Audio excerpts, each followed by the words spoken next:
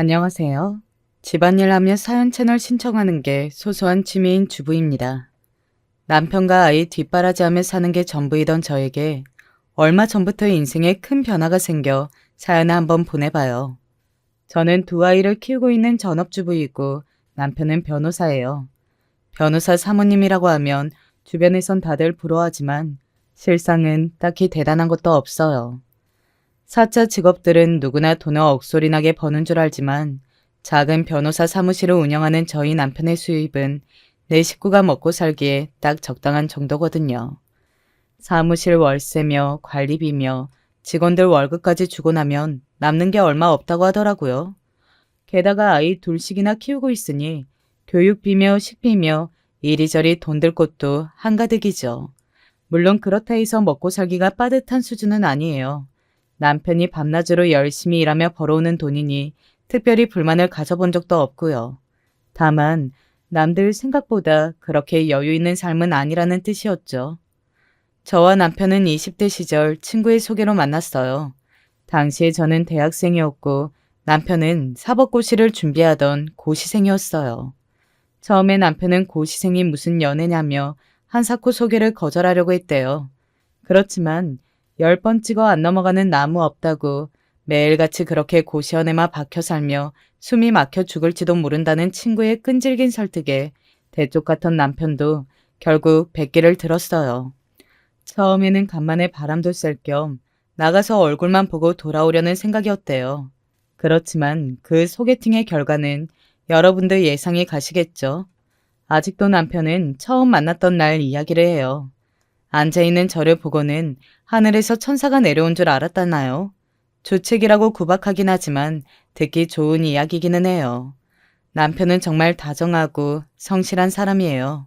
결혼한 지 한참 되었지만 신혼 초와 변한 게 별로 없어요. 퇴근하고 돌아오면 매일같이 피곤한 티 없이 아이들과 놀아주고 주말이면 함께 나들이도 나가고요. 남편이 가정에 충실한 건 물론 타고난 천성 탓도 있지만 자라온 환경 탓도 있었어요. 남편은 편부 가정 출신이거든요.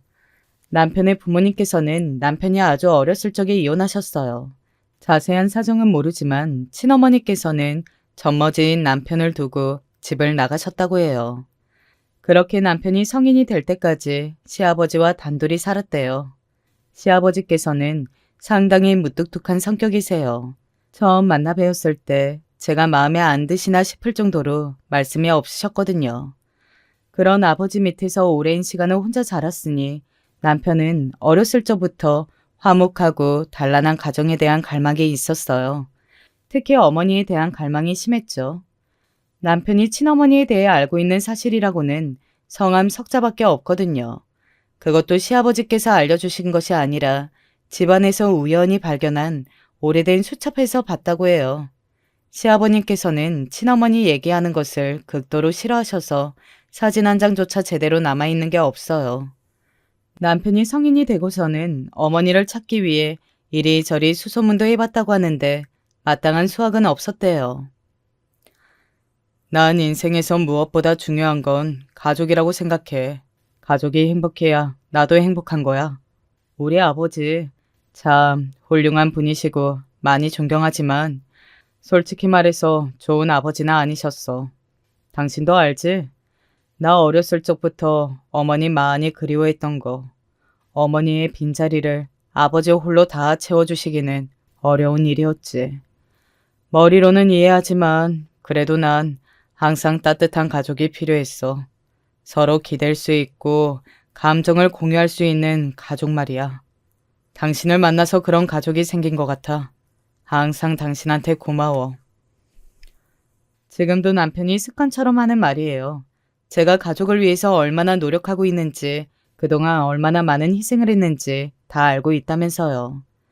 남편과 교제를 시작했을 때 저는 교육대학교를 다니는 학생이었어요. 어렸을 적부터 화목한 가정을 꿈꿨던 남편처럼 저도 어렸을 적부터 좋은 엄마가 되는 것이 꿈이었어요. 저는 아이들을 참 좋아했거든요. 교육대학을 나와 초등학교 선생님이 되어서 좋아하는 아이들을 가르치는 삶을 살고 싶었어요. 제게는 나이 차이가 많이 나는 늦둥이 남동생이 있어요. 제가 아이들을 좋아하게 된 데에는 동생의 영향이 컸어요.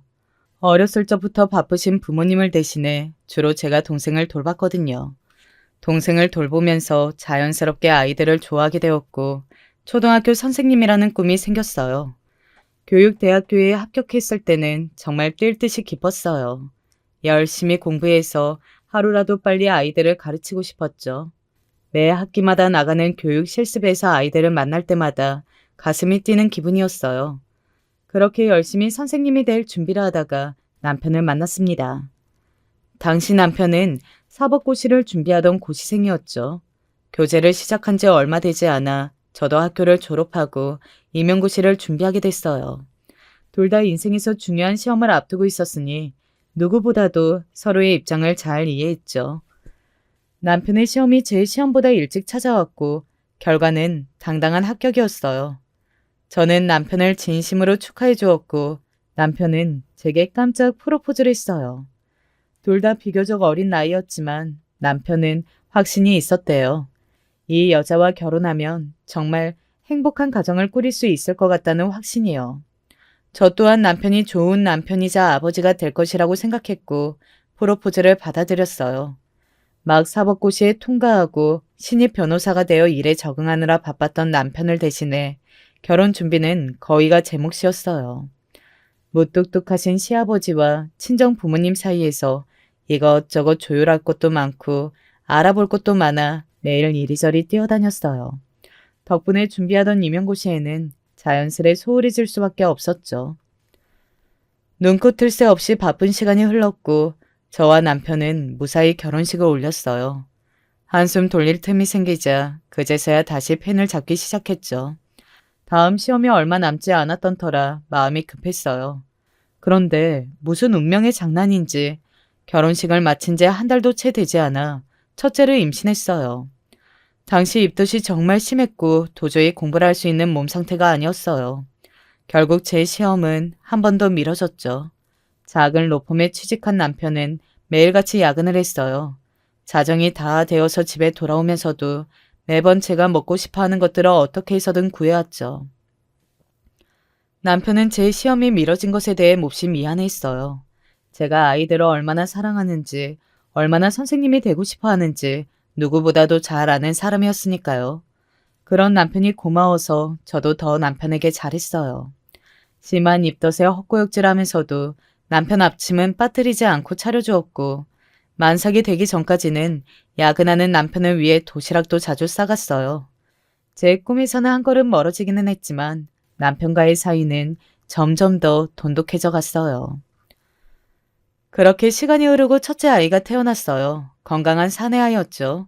길거리에 지나다니는 아이라면 다 예뻐 보이던 저였지만 제 아이가 태어나고 나니 정말 비교도 되지 않게 사랑스럽더라고요. 남편 말 맞다나 아기 천사가 따로 없었어요. 물론 가끔 악을 쓰며 고집을 부리거나 아무리 달래도 잠들지 않는 밤이면 지치고 힘들기도 했지만 그래도 하루하루가 행복했어요. 하루가 다르게 커가는 아이를 두고 공부할 틈은 잘 나지 않았어요. 다니던 로펌에서 승진한 남편은 더 이상 예전처럼 야근을 하지 않았지만 여전히 바빴습니다. 대부분의 육아는 제 몫이었죠. 어느새 제 인생의 목표였던 임용고시는 점점 멀어지고 있었어요. 이제 첫째도 어느 정도 컸고 3살이면 유치원 보낼 수 있는 나이잖아. 당신 시험 준비 다시 시작해보면 어때? 집안일 도와주실 도우미 아주머니 한 분 구하자. 조금 빠듯하긴 하겠지만 내가 좀 더 열심히 일해볼게. 첫째가 3살이 되던 해였어요. 남편의 말에 가슴속에 묻어놓고 있던 불씨가 다시 피어오르는 기분이더군요. 꽤 오래 펜을 놓긴 했었지만 다시 시작한 공부는 생각보다 수월했어요. 비록 제대로 공부할 시간은 첫째가 유치원에 가 있는 오전 시간뿐이었지만 도우미 아주머니 덕분에 집안일이 많이 줄어드니 오후에도 틈틈이 책을 들여다봤죠. 그렇게 시험 준비는 순조롭게 진행됐어요. 임신 5주차입니다. 전혀 모르셨나 보네요. 정말 축하드려요. 첫째랑 3살 터울이면 나이 차이도 적당하네요. 어디 불편한 곳은 없으시죠? 아직 초기이니 최대한 몸조심하시고 날 것 드시지 말고요. 다음 주에 검진 오세요. 시험 공부 때문에 스트레스를 받아서 생리 날짜가 밀린다고만 생각했어요. 몇 주간 몸 상태도 썩 좋지 않았고 혹시 무슨 문제가 생겨 싶어 찾아간 산부인과에서 충격적인 소식을 듣게 됐죠. 예정에 없던 둘째였어요. 그날따라 병원에서 집으로 돌아가는 길이 참 길더라고요. 복잡한 심정이었습니다. 물론 저에게 찾아와준 아기 천사의 존재가 기쁘지 않은 것은 아니었어요. 그렇지만 조금만 더 늦게 찾아와줬으면 좋았을 텐데 왜 이렇게 서둘러 왔을까 하는 작은 원망이 있었죠. 남편에게 둘째 임신 소식을 전하자 아무 말도 없이 저를 꼭 안아주더라고요. 그렇게 남편 품에 안겨서 한참을 울었어요. 기쁨과 슬픔이 공존하는 이상한 눈물이었죠. 그 후로 저는 시험을 완전히 포기했어요. 초등학교 선생님이라는 꿈은 고이 접어 가슴속에 묻어두기로 했죠. 대신 제 아이들에게 정말 좋은 엄마가 되기로 결심했습니다. 많은 아이들을 사랑해줄 수 없는 대신 그 아이들을 사랑해줄 마음을 모두 저희 아이들에게 쏟기로 했죠. 그리고 남편에게도 세상 누구보다도 좋은 아내가 되기로 했어요. 외로운 어린 시절을 보낸 남편에게 기댈 수 있는 공간을 만들어주고 싶었죠. 예정일보다 조금 일찍 태어난 둘째 아이는 사랑스러운 공주님이었어요. 둘째 아이가 태어났을 때쯤 남편은 다니던 로펌을 그만두고 작은 사무실을 차렸어요. 버리는 로펌에 다닐 때보다 많이 줄어들었지만 조금 더 많은 시간을 가족들과 보내고 싶다는 이유였죠. 그렇게 평화로운 나날들이 이어졌어요. 아이들은 건강하게 무럭무럭 자라고 있었고 남편의 사무실도 점점 자리를 잡아가고 있었죠. 그러던 어느 날이었어요. 그날따라 퇴근하고 돌아온 남편 얼굴이 몹시 어둡더라고요. 혹시 사무실에서 무슨 일이라도 있었나 싶어 걱정스러운 마음에 왜 그렇게 얼굴이 어둡냐고 물었습니다. 남편은 한숨을 푹 내쉬더니 오늘 사무실에 시아버님이 찾아오셨다고 하더라고요. 시아버님께서 갑자기 사무실에 찾아오셨다니 혹시 시아버님께 무슨 일이라도 생겼나 싶어 가슴이 덜컥 내려앉았어요. 시아버님께서는 워낙에 무뚝뚝하신 분이라 저와 남편에게 먼저 전화도 잘 하지 않으시거든요. 가끔 안부차 연락을 드리면 무소식이 희소식이라며 별일 없으면 전화하지 말라고 무심하게 말씀하시곤 하셨어요. 혹시 건강에 문제가 생기셨나? 경제적으로 도움이 필요하신가? 그동안 내가 시아버님께 너무 무신경했었나? 이런저런 복잡한 생각이 들었죠.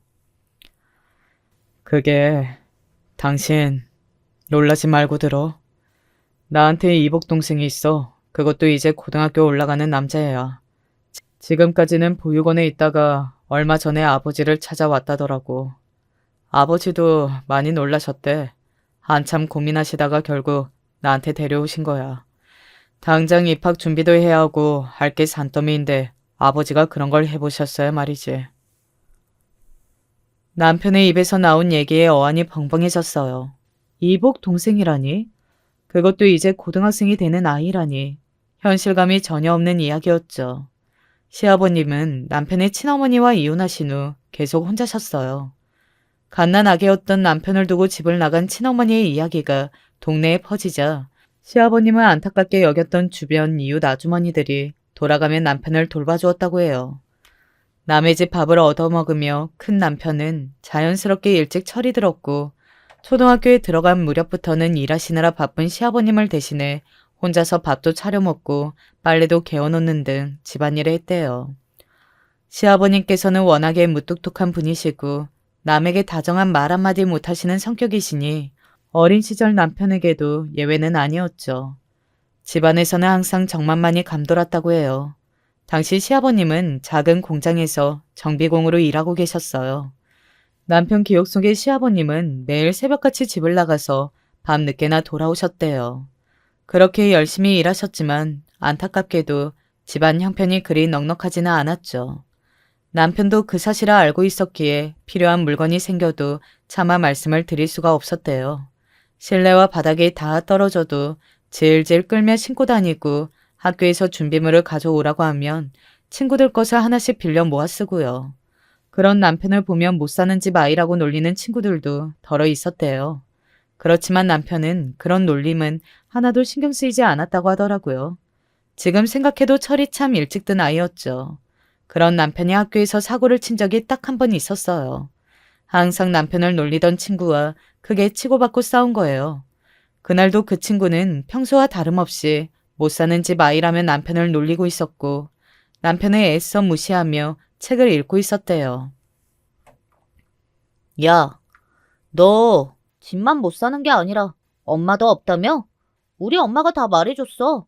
엄마가 너랑은 얘기도 하지 말래. 엄마 없는 애들은 다 이상하다고. 가난하다는 놀림은 참을 수 있어도 엄마 없는 애라는 말은 도저히 참을 수가 없었다고 하더라고요. 남편은 읽고 있던 책을 친구 얼굴에 집어던지고는 치고받고 싸웠대요. 결국 상대방 아이 눈에 큰 멍이 들었죠. 담임 선생님의 호출에 공장에서 일하시던 시아버님은 헐레벌떡 학교로 뛰어오셨어요. 상대방 아이는 엄마 품에 안겨 엉엉 울고 있었고 남편은 그런 상대방 아이를 노려보며 꼿꼿이 앉아 있었대요. 아니 남의 집 귀한 자식 눈을 이렇게 만들어 놓는 게 말이 돼요? 어린애가 벌써부터 손버릇이 저렇게 나빠서야 커서 깡패되는 거 아니에요? 엄마 없는 집이라고 하더니만 애 아빠가 저 모양 저 꼴이니까 보고 배운 게 없지. 아휴, 속상해 정말. 우리 애는 어떻게 할 거예요? 당연히 병원비는 다 그쪽에서 내는 거겠죠? 어머님, 속상하시겠지만 진정하시고요. 아버님 오셨어요? 다름이 아니고 아드님이 오늘 친구와 크게 싸워서요. 친구 얼굴에 멍이 들었더라고요. 아드님도 살짝 다치긴 했지만 먼저 때린 쪽이 아드님이라. 우리 애같이 순하고 착한 애를 이렇게 때려놨으니 애가 얼마나 겁을 먹었을까? 하긴 그쪽 꼴을 보아하니 교육이고 뭐고 시킬 새도 없어 보이긴 하네요. 이래서 애들은 엄마가 키워야 한다니까. 엄마 없는 애들은 딱 티가 나. 독서를 퍼붓는 아이의 엄마 앞에서 시아버님은 연신 고개를 숙이셨어요. 죄송합니다. 죄송합니다. 사과를 번복하시면서요. 남편은 그 상황이 너무 속상하고 억울했대요. 잘못은 친구가 먼저 했는데 왜 사과는 우리만 해야 하는지, 아버지는 왜 앞뒤 사정도 물어보지 않고 무조건 잘못했다 하시는지. 그렇지만 어린 남편이 할 수 있는 일은 없었어요. 그저 연신 사과하시는 아버지를 따라 고개만 푹 숙이고 있을 뿐이었죠. 집으로 돌아가는 길 시아버님은 남편에게 아이스크림을 하나 사주셨대요. 싸구려 하드였지만 태어나 처음 맛본 아이스크림이 그렇게 맛있을 수가 없었다고 하더라고요. 아들, 오늘 친구랑 왜 싸웠어? 걔가 저보고 엄마 없는 애라고 했어요. 엄마 없는 애들은 다 이상하다고요. 남편의 말에 시아버지께서는 한참을 아무 말도 없으셨대요. 그러다가 남편이 하드를 다 먹었을 때쯤 넌지시 물으셨어요. 엄마가 갖고 싶냐고. 그 물음에 남편은 쉽사리 대답할 수 없었대요. 평소 시아버님께서는 어머니 얘기를 꺼내는 것을 굉장히 싫어하셨었거든요. 그리고 왠지 모르게 그렇다고 대답하면 시아버님께서 슬퍼하실 것 같았대요. 그래서 어린 남편은 고개를 가로저었어요. 아버지와 둘이 살아도 충분히 행복하다고요. 시아버님께서는 별말 없이 남편의 머리만 연신 쓰다듬어 주셨다고 해요. 어찌됐든 그 일 이후로 시아버님께서는 남편에게 엄마라는 존재가 필요하다고 느끼셨던 것 같아요. 없는 시간을 쪼개 선을 보러 다니셨다고 하더라고요. 넉넉하지 않은 가정 형편에 애까지 딸려 있었으니 맞선 상대를 구하는 일조차 쉽지 않았죠. 번번이 거절당하니 시아버님께서도 많이 지치셨던 모양이에요. 결국 얼마 지나지 않아 재혼 상대 구하는 것을 포기하셨대요. 대신 시아버님께서는 다니던 공장을 그만두시고 작은 철물점을 여셨어요. 남편을 위한 엄마는 구해줄 수 없었지만 아버지로서 남편과 더 긴 시간을 함께 보내기 위해서였던 것 같아요. 철물점이 자리를 잡자 이전보다 가정 형편도 조금 더 나아졌다고 하더라고요. 갑자기 이복 동생이라니. 진짜 아버님 아들이 맞긴 한 거야? 엄마는 어떤 사람인데? 나도 잘 모르겠어. 워낙 입이 무거우신 분이잖아. 아이 엄마에 관한 이야기는 일절 안 하시더라고. 아무튼 확실히 아버지 아들은 맞는 모양이야. 지금부터라도 아버지께서 돌볼 거래. 아버지 연세도 있고 슬슬 철물점 일도 벅차하시는 것 같던데 이제 와서 혼자서 애를 키우신다니 여러모로 걱정이네. 일단 오늘 서류적인 것들은 처리해 놓기는 했는데 생필품도 사야 하고 또 어떤 걸 챙겨드려야 할지. 여보, 우리가 그 애 데려와서 돌보자. 단순한 동정심에 뱉은 말은 아니었어요. 물론 사연도 얼굴도 모르는 그 아이가 안쓰럽기는 했죠. 정확히 어떤 사정이 있었는지는 알 수 없었지만 아이가 어렸을 적부터 지금껏 순탄한 삶을 살아오지는 않았으리라는 것 정도는 짐작할 수 있었어요. 게다가 생판남도 아닌 사랑하는 남편의 동생이었으니까요. 노쇠하신 시아버지께서 이제와 혼자 아이를 돌보신다면 여러모로 어려움을 겪으실 것이 불보듯 뻔하기도 했고요. 제 말에 남편은 몹시 놀란 얼굴이었어요. 제가 이렇게 일말의 망설임도 없이 아이를 데려오자고 하리라고는 예상하지 못했었던 거겠죠. 당신 정말 괜찮겠어? 어린애도 아니고 이제 고등학생이 되는 남자애야. 게다가 우리 애들도 아직 어리잖아. 무리하지 않아도 돼. 괜찮아. 당신 가족이면 내 가족이기도 해. 아버님께서 고생하시는 모습 마음 편히 볼 자신도 없고 우리 애들도 언젠가 고등학생이 될 텐데 미리 겪어보면 좋지 뭐.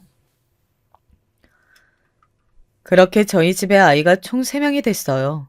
물론 처음부터 일이 전부 잘 풀리지는 않았어요. 5살 배기 아이들과 고등학생 아이를 돌보는 것은 아주 다른 일이었죠. 첫째와 둘째 아이도 처음에는 남편의 동생을 낯설어 했어요. 하루아침에 모르는 사람이 가족이 된 셈이니 당연한 일이었죠. 동생 쪽도 낯설어 하기는 마찬가지였어요. 아무리 피가 섞인 형의 가족이라고 한들 갑자기 모르는 사람들과 함께 살게 되었는데 얼마나 마음이 불편했겠어요. 그래도 시간이 약이라고 처음엔 어색했지만 얼마 지나지 않아 남편의 동생과 저는 서로 도련님, 형수님 하며 편히 지내는 사이가 됐어요. 그렇게 된 데에는 제 남동생의 도움도 컸어요. 남동생과 도련님이 비슷한 또래였거든요. 물론 제 남동생 쪽이 나이가 조금 더 많긴 했지만 도련님과 관련된 일들을 남동생에게 상의하곤 했어요. 동생 덕분에 그 나이대 남자아이와의 교류가 나름대로 익숙하기도 했고요. 도련님은 남편을 닮아 아주 똑똑하고 의젓한 학생이었어요. 저희 집에 어느 정도 익숙해지고 나서부터는 시키지도 않은 집안일을 나서서 돕기도 하고 제가 바쁜 날에는 저 대신에 아이들을 돌봐주기도 했죠. 그러면서도 학업 성적도 매우 좋았어요. 비록 저와는 피 한 방울 섞이지 않은 남이었지만 시간이 지날수록 도련님이 제 남동생같이 느껴졌어요. 도련님도 자연스레 남편보다 가까이서 이것저것 챙겨주는 저와 더 친밀하게 지냈죠. 오죽하면 남편이 내 동생이 아니라 당신 동생 같다며 농담을 건넬 정도였으니까요. 그렇게 시간이 흐르고 도련님은 대학생이 되었어요. 고등학교 내내 좋은 성적을 유지하던 도련님은 원하던 학교, 원하던 과에 입학했어요. 도련님은 저희 남편처럼 변호사가 되고 싶어 했어요. 입학식 날 도련님은 제 손을 꼭 잡고서는 형처럼 멋진 변호사가 되어서 저와 남편에게 은혜를 갚겠다고 말했습니다. 저는 손사래를 치며 은혜 같은 건 베풀지도 않았다고 도련님이 행복하면 그걸로 저도 만족한다고 답했죠. 무뚝뚝하신 시아버님께서도 그동안 너무 고생했다며 부인 복은 없어도 며느리 복은 있는 것 같다며 연신 고맙다 말씀하셨어요. 괜히 저도 눈물이 핑 돌더라고요. 대학교에 입학한 도련님은 기숙사에 들어가게 되었고 저희 가족은 다시 4명이 되었어요. 한 명이 사라졌을 뿐인데 집이 텅 빈 것처럼 느껴졌어요. 그래도 일상은 빠르게 흘러갔습니다. 첫째는 초등학교에 입학했고 남편의 사무실은 조금 더 바빠졌어요. 매일같이 세 사람의 뒷바라지를 하느라 정신이 없었죠. 너는 어떻게 된 애가 먼저 전화 한 통이 없냐? 네 남편한테 하는 거 반만이라도 나한테 해봐라. 다음 주에 가족끼리 식사 한번 하게 시간 비워놔. 어느 날 걸려온 전화 너머로 섭섭함이 느껴지는 아버지의 목소리에 죄송한 마음이 앞섰습니다. 아버지 말씀대로 남편과 아이들을 챙기느라 정작 친정에는 신경을 많이 기울지는 못했거든요. 허울 좋은 핑계이긴 하지만 제가 아니어도 남동생이 부모님과 함께 지내고 있으니 별 문제 없이 잘 지내시리라고 생각했죠. 약속 날이 되어 남편과 아이들을 데리고 식사 장소로 가니 부모님과 남동생이 저희를 기다리고 있었어요. 그동안 하지 못했던 이야기들을 나누며 가족들끼리 즐거운 시간을 보냈죠. 나도 이제 몸이 예전 같지 않고 슬슬 은퇴할 때가 된 것 같은데 네 동생한테 회사 맡기기에는 영 못 믿어서 말이야. 곧 대학교 졸업한다는 놈이 저리 절딱서니가 없었어야. 마음 같아서는 차라리 저 녀석 말고 네가 회사를 이어받았으면 좋겠는데. 에이, 그게 무슨 말씀이세요, 아버지. 저래 보여도 의외로 야무진 애인 거 아시잖아요. 아버지께서 잘 가르쳐 주세요. 그래, 회사 안 망하려면 잘 가르쳐야지. 너 낙하산으로 들어올 생각이면 일찍이 마음 접어라. 나는 능력 안 되는 놈한테 회사 물려줄 생각 주어도 없다. 아이 참, 아버지, 매형이랑 애들도 듣는데 그만 좀 하세요. 잘할 자신 있으니까 걱정 붙들어 매시고요. 그렇게 즐거운 식사 시간이 끝나고 집으로 돌아가는 차 안에서 남편이 저희 집안 이야기를 꺼냈어요. 사장님이니 후계자니 회사를 물려준 애 만회하는 이야기를 들을 때마다 실감이 잘 안 난다면서요. 실감이 안 나기는 저도 마찬가지였어요. 저희 아버지는 상당히 소탈한 성격이세요. 고급 브랜드의 옷이나 가방 같은 건 관심도 없으시고 자동차도 오래된 국산차를 타고 다니세요. 유일한 취미는 낚시 다니기에 가장 좋아하시는 음식은 소주에 삼겹살.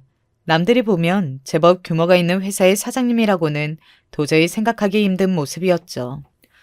저도 어렸을 적부터 남들과 전혀 다를 것 없이 자랐어요.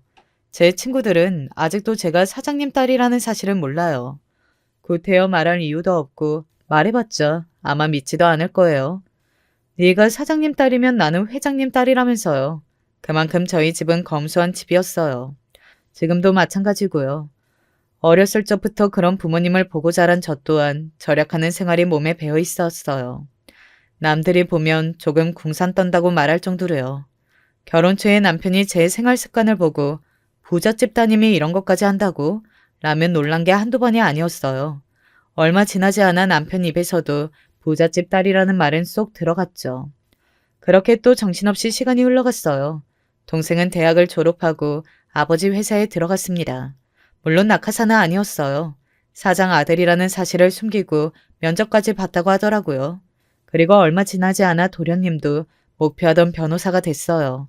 너무나 축하할 일이었죠. 조금 과장하자면 제 동생의 일보다도 더 기쁘더라고요. 변호사가 된 도련님은 남편의 사무실 근처에 작은 원룸을 얻었어요. 저희 집에 들어와 살아도 좋다고 얘기했지만 도련님은 더 이상 패기치고 싶지 않다며 단호히 거절했어요. 그리고 남편을 도와 사무실에서 일하기 시작했죠. 그러던 어느 날이었어요. 도련님이 갑자기 제게 할 말이 있다고 하더라고요. 제법 진지한 얼굴이어서 저까지 덩달아 심각해졌죠. 혹시 도움이 필요한 일이라도 생겼나 싶어서요. 형수님, 저 결혼하려고요. 아버지 형보다 형수님께 제일 먼저 말씀드리고 싶었어요. 도련님이 결혼이라니 전혀 예상하지 못했던 말이라 깜짝 놀란 표정을 숨기지 못했어요. 그도 그럴 것이 당시 도련님은 꽤나 어린 나이였거든요. 게다가 연애하는 티도 전혀 나지 않았었고요. 알고 보니 대학 시절부터 만나왔던 여자친구가 있었대요. 여자 쪽에서 먼저 적극적으로 다가왔고 변호사 시험 준비하는 내내 뒷바라지를 해주었다고 하더라고요. 자세한 내막은 알 수 없었지만 똑부러지는 도련님이 선택한 여자니 분명 괜찮은 사람일 거라고 생각했죠. 그래도 너무 급하게 결정한 게 아닌가 싶어 왜 이렇게 서둘러 결혼하냐고 물어보니 어렸을 적부터 저와 남편을 보면서 조국 해왔던 생각이었대요. 저와 남편이 너무 행복해 보였다면서요. 그 말을 들으니 새삼스럽게 기쁘더라고요. 그렇게 도련님의 결혼 준비는 순조롭게 진행되었고 상견례 날이 되었어요. 그날 동서를 처음 만났죠. 동서는 아주 예쁘장한 얼굴을 하고 있었어요. 분홍색 원피스를 입고서 저를 보며 수줍게 웃는 얼굴이 참 곱더라고요. 역시 도련님의 보는 눈이 틀리지 않았구나. 아주 참한 신부감을 데려온 것 같다고 생각했죠. 시아버님과 남편도 동서가 마음에 드는 눈치였어요. 두 사람은 도련님이 살던 원룸 근처에 작은 아파트를 신혼집으로 얻었어요. 저희 집과도 매우 가까운 거리였죠. 안녕하세요. 형님, 잘 지내시죠? 다름이 아니라 저희 남편이 오늘 야근한다고 했어요. 남편 말로는 항상 저녁을 형님께서 챙겨주셨다고 하던데, 제가 회사 일 한다고 바빠서요. 앞으로도 부탁 좀 드릴게요. 그러던 어느 날 동서에게서 연락이 왔어요. 결혼 후 처음 걸려온 전화란 무슨 일인가 싶었죠. 야근하는 도련님의 저녁을 챙겨줬으면 한다는 부탁이었어요. 동서 말대로 결혼 전에는 남편이 퇴근이 늦어질 것 같다고 하면 도련님 목까지 저녁밥을 2인분씩 싸서 사무실로 배달을 가곤 했어요. 그렇지만 이제는 도련님에게도 부인이 생겼고 제가 주제넘게 나설 이유가 없다고 생각했죠. 그런데 당사자에게서 이런 부탁을 받을 거라고는 전혀 생각지도 못했어요. 물론 도시락 1인분을 더 준비하는 건 그리 어려운 일이 아니었지만 기분이 조금 묘했어요. 동서의 태도가 부탁하는 사람치고는 굉장히 당당했거든요. 그 뒤로도 동서에게서 자주 전화가 오기 시작했어요. 형님, 저예요. 오늘 세탁소에 맡겨놓은 외투들 찾아오는 날인데 제가 깜빡해서요. 저는 회사에서 일하느라 갈 시간이 없을 것 같아요. 형님께서 좀 찾아서 저희 집에 가져다 놔주세요. 형님, 냉장고 보니까 저번에 가져다 주셨던 반찬들이 다 떨어졌더라고요. 남편은 사 먹는 건 입맛에 안 맞는다고 하고, 저는 회사 일하느라 도통 요리할 짬이 안 나서요. 형님께서는 집에 계시니까 여유는 좀 있으시잖아요. 반찬 좀 해서 가져다 주세요. 처음에야 동서도 살림을 처음 해보는 거고 동서 말 맞다나 동서는 바깥일 하는 사람이었으니 최대한 이해해 보려고 노력했어요. 도련님을 아끼는 만큼 동서와도 사이좋게 지내고 싶기도 했고요. 그런데 날이 갈수록 부탁의 정도가 심해지더라고요. 동서, 솔직히 너무하다고 생각하지 않아? 동서는 바깥일 하는 사람이니까 내가 어느 정도는 이해해 보려고 했어. 그런데 정도가 좀 지나친 것 같네. 내가 동서 뒷바라지 해주는 사람도 아니고 앞으로 동서 집안일은 동서가 알아서 해. 네? 형님, 갑자기 그게 무슨 말씀이세요? 제가 부탁을 드리면 얼마나 드렸다고요? 형님께서는 집에서 살림만 하시니까 잘 모르시나 본데, 회사 일하면서 집안일 같이 하기가 쉬운 일이 아니에요. 남편은 형님을 친누나처럼 생각하던데, 형님께서야말로 너무하신 거 아니에요? 적반하장으로 구는 동서의 태도에 어이가 없었어요. 그간 제게 해왔던 행동들에 대해 사과는 받지는 못하더라도 적어도 앞으로는 그러지 않겠다는 대답 정도는 들을 수 있을 거라고 생각했거든요. 게다가 도련님을 핑계를 대며 제 탓을 하는 모습을 보니 정말 기가 차더라고요. 결국 그대로 전화를 끊어버리고 앞으로 동서에게서 어떤 연락이 오든 무시해야겠다고 생각했어요. 남편과 도련님에게는 굳이 동서와의 일을 말하지 않았어요. 저 때문에 두 사람의 사이가 어색해지거나 걱정을 끼치는 상황을 만들고 싶지는 않았거든요. 동서도 시간이 지나면 본인의 잘못을 깨닫고 변할 거라고 생각했죠. 그 뒤로 동서는 한동안 제게 연락을 해오지 않았어요. 저 또한 먼저 동서에게 연락하지 않았고요. 그렇게 동서와 불편한 상태가 된 덕에 도련님에게도 선뜻 먼저 연락을 하기가 어려웠어요. 그저 가끔 남편에게 넌지시 안부를 묻는 정도가 다였죠. 그러던 어느 날 남편의 저녁밥을 챙겨주기 위해 들렸던 사무실에서 오랜만에 도련님과 마주쳤어요. 오랜만에 만난 도련님은 상당히 피곤해 보이는 얼굴이었어요.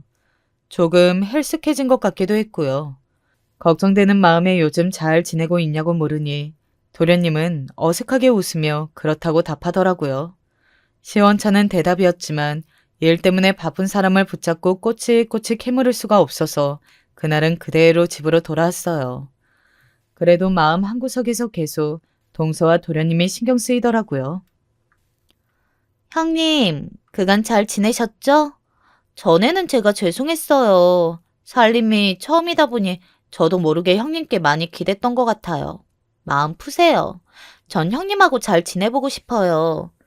실은 제가 임신을 했거든요. 남편이 아직 말 안 했죠. 오랜만에 찾아온 동서는 그간의 일을 다 잊어버리기라도 했다는 듯 서글서글한 모습이었어요. 물론 사과 한 번에 그간 쌓여왔던 앙금이 전부 풀린 건 아니었지만 생글생글 예쁘장하게 웃는 낯으로 임신 소식까지 전해오니 저도 한 수 접고 들어가기로 했죠. 그 뒤로도 동서는 제법 자주 집을 찾아왔어요. 올 때마다 한 손에는 꼭 과일이며 과자며 밉지 않게 간식거리를 사들고 왔었죠. 저도 전처럼은 아니어도 점점 동서를 챙겨주기 시작했어요. 임산부에게 좋다는 음식이며 반찬 몇 가지를 만들어 출근하는 남편에게 들려보내기도 했었죠. 퇴근길에 빈 반찬통을 들려주러 들린 동서는 임신하면 이렇게 힘든데 형님은 어떻게 아이를 2명이나 낳으셨냐느니 입맛이 없어서 형님이 해주신 반찬 아니면 밥이 안 넘어간다느니 쫑알쫑알 떠들곤 했어요. 그 모습이 조금 철이 없어 보이기는 해도 동생같이 느껴져 저도 점점 마음이 열리더라고요. 그 무렵부터 동서는 제게 회사 이야기를 자주 하기 시작했어요. 특히 얼마 전에 승진했다는 젊은 팀장님 얘기가 대다수였죠. 아니, 저보다 나이도 어리면서 매번 사람을 어찌나 무시하는지. 사람이 살다 보면 가끔 실수도 하고 그러는 거지. 실수 한 번에 아주 잡아먹을 기세라니까요. 제 생각엔 분명히 낙하산이에요. 그렇지 않고서야 그렇게 어린애가 팀장이라니 말도 안 되잖아요. 동서의 얘기에 적당히 맞장구를 쳐주면서도 한편으로는 제 동생이 떠올랐어요. 동생이 그 무렵 팀장으로 승진을 했었거든요. 동서보다 어리다면 동생과 비슷한 또래일 텐데 혹시 동생도 회사에서 비슷한 얘기를 듣고 있는 게 아닐까 하는 걱정이 들었죠. 그래도 동서 말대로라면 동서 회사의 팀장은 왜 팀장 자리에 앉았는지 모를 정도로 무능력하다고 했어요. 어린 나이에 무능력한 팀장이라면 누구나 뒷배경을 의심할 만하잖아요. 적어도 제 동생은 그런 무능력한 팀장은 아닐 거라는 확신이 있었어요. 무능력했다면 애초에 아버지께서 동생을 팀장으로 승진시켜주지도 않았을 테고요. 그렇게 날마다 동생의 각종 푸념을 들어주다 보니 자연스레 다시 뒷바라지가 시작되었어요. 동서가 부탁한 것은 아니었지만 임신한 몸으로 회사 일이며 집안일이며 전부 힘들어 죽겠다며 투정을 부리는 모습을 보니 신경이 쓰이더라고요. 점점 배가 불러오는 동서를 대신해 도련님의 도시락이며 식사를 챙기기도 하고 가끔 동선의 아파트에 가서 청소를 해주기도 했어요. 그럴 때마다 도련님은 이렇게까지 하지 않으셔도 된다고 손사래를 쳤지만 그래야 제 마음이 편했어요. 동서도 전처럼 뻔뻔하게 굴기보다는 고마워했고요. 그렇게 시조카가 태어났습니다. 저희 첫째처럼 아들이었죠. 동서보다는 도련님을 쏙 빼닮았더라고요. 아이가 태어나고 얼마 되지 않아 출산휴가를 냈던 동서는 바로 회사에 복직을 했어요. 요즘 같은 시대에 자리를 오래 비워뒀다가는 미운 털이 박힌다면서요. 동서가 빠르게 복직을 할 수 있었던 건 솔직히 말해 제 덕이 컸어요. 동서가 회사에 가 있는 동안 제가 아이를 돌봐주기로 했거든요. 요즘 저출산이다 뭐다 아이 낳는 거 장려한다고 해도 저희 회사는 꼭 그렇지는 않더라고요. 육아휴직 냈다가 복직하는 것도 어렵다고 하고. 아, 형님은 사회생활 해본 적이 없어서 잘 모르시죠? 아무튼 그런 게 있어요. 형님 너무 부럽다. 저도 집에서 편하게 애만 키우면 좋을 텐데. 동서, 집에서 살림하는 것도 그렇게 쉬운 일은 아니야. 동서만 해도 결혼한 지 몇 년인데 아직 반찬 하나도 제대로 못하잖아. 어머, 왜 그렇게 발끈하고 그러세요, 형님? 농담이에요, 농담. 아무리 그래도 바깥일 하는 것보다야 집에 있는 게 편하긴 하잖아요. 게다가 집도 이렇게 넓고 좋은데. 변호사 남편이 좋긴 한가 봐요. 저희 남편도 언젠가는 아주버님처럼 벌어오겠죠. 형님 정말 좋으시겠어요. 돈 잘 벌어오는 남편 만나 대골 같은 집에서 호강하며 지내시니. 작은 구축 아파트였던 동선의 집과 달리 저희 집은 꽤 넓은 평수와 고급 아파트였어요. 둘째를 낳고 이사한 곳이었죠. 저와 남편도 신혼 시절에는 동선애처럼 작은 집에서 시작했어요. 부모님께서 일체 도움을 주시지 않았었거든요. 당연히 시댁에서도 아무 지원도 받지 못했고요.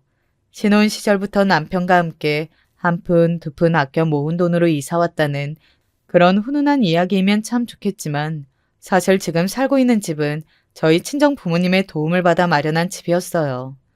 열심히 모았던 돈은 모두 남편의 사무실을 차리는 데 사용했거든요.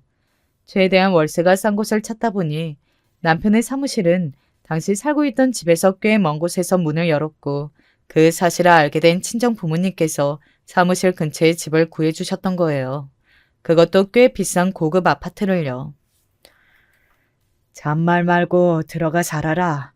안 그래도 좁아터진 집에서 애 둘 데리고 사는 거 신경 쓰였다. 너 결혼할 때 크게 해준 것도 없었고 어렸을 적부터 원체 뭐가 필요하다 뭐 사달라 도통 말이 없는 애니 늦었지만 나랑 너희 엄마가 주는 결혼 선물이라고 생각해라. 조금 갑작스럽긴 했지만 아버지 성격상 한 번 하신 말씀은 절대 무르지 않으신다는 걸 알고 있었으니 결국 저희 가족은 낡고 좁은 집을 떠나 현재 아파트로 이사를 오게 됐어요. 겉으로 보기에는 소탈해 보이는 친정 식구들의 동서 말맞다나 제가 경제활동을 하는 사람도 아니었으니 남들이 보기에는 돈 잘 벌어오는 사짜 직업 남편을 만나 좋은 집에서 호강하며 사는 여자처럼 보일만 했죠. 그렇지만 이제 여러분들도 알고 계시겠죠? 실상은 전혀 그렇지 않다는 사실을요. 물론 부족한 수준은 아니었지만 저희 남편은 동서나 주변 사람들의 생각처럼 그리 벌이가 좋지는 않았어요. 앞서 말했듯 내 가족이 먹고 살기에 아주 조금의 여유가 있을 정도였죠. 사정을 모르는 주변 사람들은 부잣집 사모님이 왜 그렇게 궁상 떨며 사냐며 핀잔을 주곤 했어요. 동서도 마찬가지였고요. 형님은 왜 그렇게 매사에 돈을 아끼세요? 남들이 보면 궁상 맞다고 욕해요. 변호사 사모님이시면 그 정도 품위는 갖추셔야죠. 옷도 좀 사 입으시고, 아휴, 부부 동반 모임이라도 나가면 아주버님이 부끄러우시겠어요. 집에만 계시니 남들이 어떻게 하고 다니는지 잘 모르시나 봐요. 동서의 핀잔은 날이 갈수록 심해졌어요. 회사에서 퇴근해 시조카를 데리러 와서는 한두 시간 정도 제 옷차림이며 생활 태도를 은근슬쩍 지적하고는 했죠. 회사를 다니며 쌓인 불만이 많았는지 회사 사람들 흉도 자주 봤어요. 팀장이 알고 봤더니 정말로 낙하산이었다. 신분을 숨기고 들어온 사장 아들이라고 하더라. 내가 그럴 줄 알았다. 일도 못하면서 사장 아들이면 다냐. 끊임없이 이어지는 뒷얘기에 귀가 따가울 지경이었죠. 듣다 못해 그렇게 회사에 불만이 많으면 그만두면 되는 거 아니냐고 묻자 동서는 소리를 벌어 질렀어요.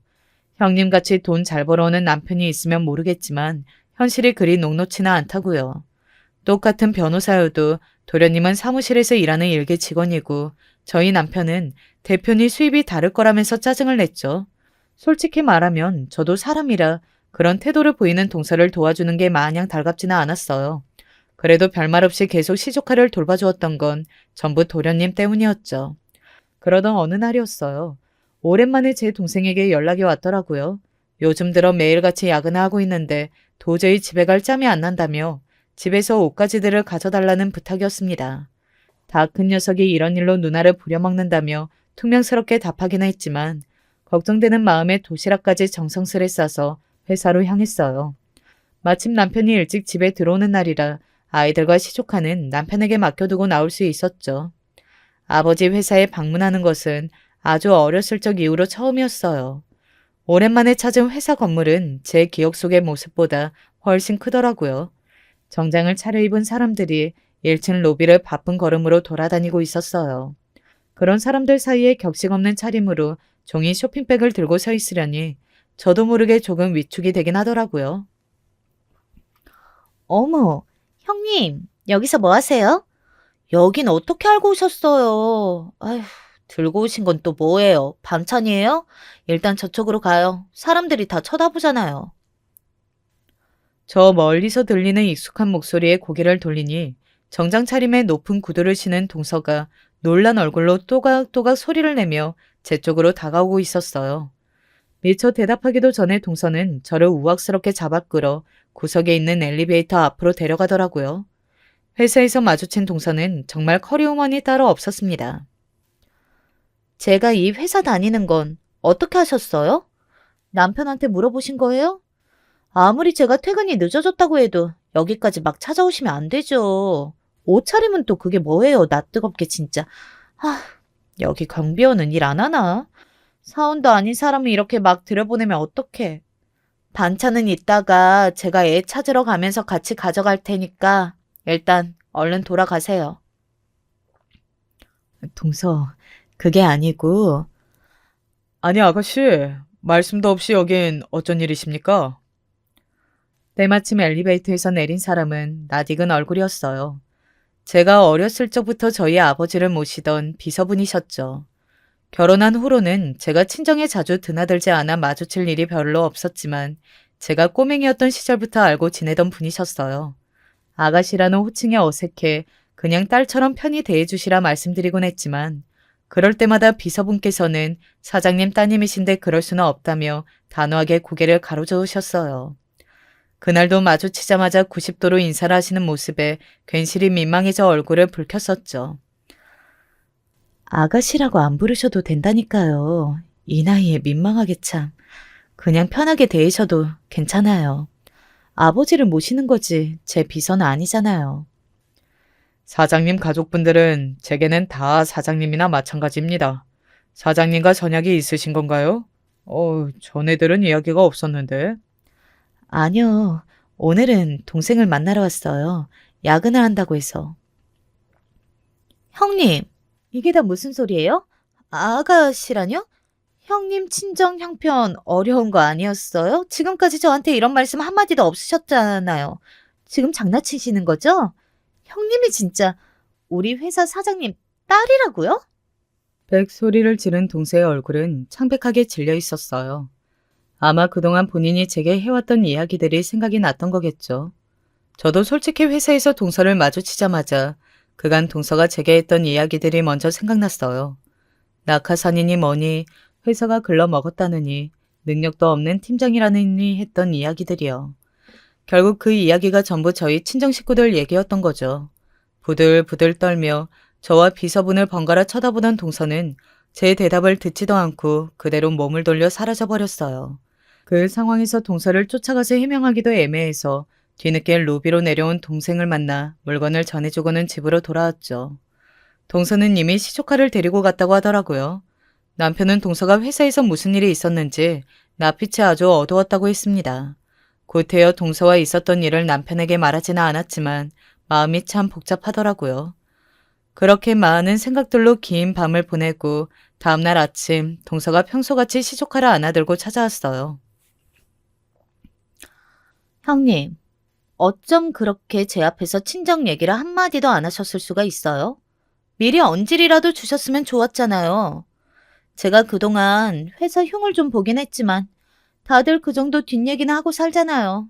형님께서는 사회생활을 안 해보셔서 잘 모르시겠지만 설마 가족분들께 얘기하실 건 아니죠? 저도 이제 형님 앞에서는 입조심할 테니까 오늘도 저희 애 좀 부탁드려요. 동서, 이럴 땐 먼저 사과부터 해야 하는 거 아니야? 나도 많이 놀랐어. 우리 친정에서 회사를 운영한다고 한들 내가 그걸 동서한테 꼭 말해줘야 할 이유가 있었어? 그리고 애초에 얘기할 마음도 없었어. 내가 사회생활을 안 해봐서 그런가. 동서처럼 뒤에서 흉보는 건 잘 못하거든. 그리고 동서, 전부터 바깥일 한다고 은근슬쩍 사람 무시하는데 나 동서한테 무시받을 만큼 못 배운 사람 아니야. 오늘부터 동서애는 동서가 봐. 네? 제가 언제 무시를 했다고 그러세요? 당장 오늘도 출근해야 하는데 갑자기 애는 어디다 맡기라고요? 동서가 회사 그만두고 집에서 보면 되잖아. 동서 말 맞다나 그렇게 맘에 안 드는 회사 때려치우고 나처럼 집에서 편하게 애나 보면 되겠네. 부러워 죽겠다면서. 나 바쁘니까 그만 가. 이제부터 찾아오지 말고. 그렇게 동서를 쫓아내자 출근 준비를 하던 남편이 놀라며 무슨 일이냐고 물어오더라고요. 회사에서 있었던 일들을 말해주니 남편이 저보다 더 열을 내며 언성을 높였어요. 지금까지 동서한테 그런 말들을 들으면서도 참고 있었냐면서요. 당장 동서네로 찾아가서 한마디 해주겠다는 걸 제가 말렸죠. 그렇게 하지 않아도 앞으로 동서는 알아서 제 눈치를 볼 거라고요. 그리고 조금 늦긴 했지만 임용고시에 다시 도전해보고 싶다고 말했어요. 그날 찾아간 회사에는 저와 나이가 비슷해 보이는 여자 사원들도 많더라고요. 멋있게 정장을 빼입고 로비를 지나다니는 모습에 식어있던 제 심장이 다시 뛰는 기분이었어요. 나도 아직 늦지 않았다는 생각이 들었죠. 제 말에 남편은 저를 꼭 안아주며 그동안 고생 많았다. 애들도 많이 컸고 이제는 본인이 제 뒷바라지를 할 테니 원 없이 도전해보라고 말해주더라고요. 그 말에 그간 참았던 눈물이 왈칵 터졌어요. 그 뒤로 남편은 사무실을 대부분 도련님에게 맡기고 집안일과 아이 돌보는 일을 도맡아 하고 있어요. 덕분에 바빠진 도련님은 거의 사무실에 살다시피 지낸다고 하더라고요. 저 때문에 도련님이 고생하게 됐다니 마음이 편치 않았지만 남편에게 소식을 전해 들은 도련님은 오히려 제게 몹시 미안해하면서 저를 응원해줬어요. 그동안 동서 때문에 너무 고생 많으셨다면서 앞으로는 패기칠 일 절대 없을 테니 공부에만 전념하시라면서요. 동서는 얼마 지나지 않아 회사를 그만뒀다고 했어요. 동생 말로는 평소에 회사에 그리 도움이 되는 사원도 아니었다고 하더라고요. 본인이 그렇게 무시하던 저희 집안 회사에서 일하며 제 눈치를 봐야 한다는 사실이 자존심이 상했던 거겠죠. 나중에서야 전해 들은 말이지만 동서가 회사를 그만둔 후 도련님과 동서는 이혼 소리가 나올 정도로 크게 싸웠다고 해요. 동서는 하루 종일 집에 있으면서도 육아며 살림이며 제대로 하는 일이 하나도 없었다고 하더라고요. 결국 참다 못한 도련님이 집안일이 어려우면 다시 바깥일이라도 구해보는 게 어떠냐 한마디 했더니 동서는 누가 능력이 없어서 취업을 못하는 줄 아냐. 나 오라고 부르는 회사들이 깔려있다. 그러는 당신은 뭐가 그렇게 잘났냐. 형도 변호사고 본인도 변호사 시험을 준비하길래 부잣집 아들인 줄 알고 물심양면 뒷바라지 했더니 막상 결혼해보니 부자는커녕 제대로 된 아파트 하나 못 태우는 형편없는 집안이었다고 소리를 바락바락 질렀다고 하더라고요. 그런 동서의 태도에 화가 난 도련님은 나도 당신같이 돈도 못 벌어오고 살림이며 육아며 아무것도 제대로 못하는 아내는 필요 없으니 이혼하자고 딱 잘라 말했대요. 도련님 입에서 나온 이혼 소리에 악을 쓰던 동서는 바로 꼬리를 내렸어요. 쓸데없는 자존심을 부렸다가 회사까지 그만둔 처지에 정말 이혼이라도 당할까봐 무서웠던 거겠죠. 한동안 도련님 눈치를 보며 재취업 준비를 하던 동서는 번번이 실패하더니 결국 포기하고 집에서 살림을 한다고 했어요. 눈코 뜰 새 없이 바쁜 도련님 탓에 혼자서 육아며 살림이며 집안일을 도맡아 하려니 버거웠는지 비싼 선물을 들고 저희 집에 찾아오기도 했었어요.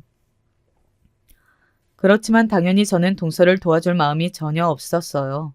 본인이 원하던 대로 집에서 푹 쉬게 됐는데 뭐가 그렇게 힘드냐며 난 바쁘니 알아서 잘해보라고 한마디 해주고 문을 쾅 닫아버렸죠.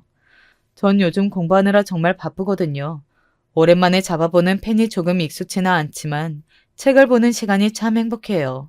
아이들도 남편도 제가 공부하는 모습을 보면 멋있다고 엄지손가락을 치켜 세워주고요. 이제야 제 인생을 다시 찾은 것 같아요. 오늘도 공부하다가 남은 시간에 열심히 제 이야기를 적어보았네요. 얼마 남지 않은 시험 좋은 결과 얻을 수 있도록 여러분도 응원해주세요. 긴 이야기 들어주셔서 감사합니다. 안녕하세요. 유튜브 동영상을 통해 전부터 사연들을 많이 보고 들으며 접해왔는데 이렇게 제가 직접 주인공이 되고자 써보게 될 날이 올 줄은 몰랐습니다. 사실 몇 사연들을 보면서 저도 제 이야기 써내고 싶은 충동을 몇 번 느꼈는데요. 하지만 어디까지나 순간적인 충동이고 호기심일 뿐 본격적으로 해보자 하는 자세는 아니었어요. 그랬었지만 지금은 제 속에서 이야기가 차분히 정리되는 고로 어디 한번 사연으로 만들어보자 싶은 패기가 생겨났습니다. 이제 50줄로 접어든 나이. 말이야 100세 인생 100세 인생 거리지만 진짜로 100세 수명을 채우긴 어렵겠죠. 그러니 살아온 날보다 앞으로 살아갈 날이 더 짧게 남은 중년 남성이라고 절 소개해드려야 할 것 같아요. 저의 모친께서 인생은 이름부터라는 말씀을 당신의 칠순잔치 때 남기신 적이 있었는데 과연 그 말씀대로라면 저도 좋겠습니다. 제가 인품이 부족하여 평소 잘난 체를 좀 하며 살아가는 편이라고 생각하지만 그에 반해 글솜씨는 초라하여 자연히 겸손해집니다. 그리 매끄럽지 못하고 다른 사연들보다 수준이 떨어지더라도 워낙 평소에 글 쓰는 것이랑은 거리가 먼 사람인가 보다 하고 아량 베풀어 주십사 서두에 청합니다. 저는 이남 일녀 집안의 장남으로 태어났어요. 제 밑으로 3살 어린 남동생, 4살 어린 여동생이 딸려 있었는데 가정 환경이 별로 그리 좋지 않았기 때문에 부모님께선 3남매 모두에게 의욕적으로 학업을 지도해주지 못했습니다. 장남이랍시고 제가 받았던 혜택이 있었음을 저는 시인합니다. 집안의 장남이라는 위치와 무게를 실감하는 것보다 장남이기 때문에 없는 형편에서도 그나마 대접과 대우를 받고 고등학교를 나와 대학교까지 갈 수 있었던 것에서 오는 집안의 편애가 더 빠르게 느껴졌기 때문입니다. 제가 공부를 못했거나 흥미가 많이 부족한 학생이었다면 집안 식구들에게 비극이 되었을 텐데 천만다행으로 저는 원체 학업에 관심이 많았습니다. 특히 중학교를 지나면서부터 공부라는 것에 퍽 의욕적이 되었죠. 장남인 저에게 거는 기대가 부모님은 크셨고 음습하고 어두운 이 쥐구멍에 벼들게 할 수 있는 길은 제가 개천에서 난 용이 되는 것밖에 없다고 여기셨어요. 친형에게 자주 양보하고 또 비교당하며 사는 게 싫다고 남동생은 학창시절 저를 별로 안 좋아했었어요. 제가 보란듯이 서울에 있는 대학교에 떡하니 진학하게 되었고 부모님께서 적극 뒷바라지까지 해주신다고 하니 제대로 질투가 났던 것이죠. 부모님 2분 중에서 제 어머니는 학교를 제대로 못 나오셨는데 말씀으론 외가의 친척들 중에 교사라든지 교육 쪽에 계셨던 분이 옛날에 몇 되었대요. 그래서 아마 제가 그런 학업적 두뇌를 물려받은 게 아닐까 하셨습니다. 저도 그렇게 생각되더라고요.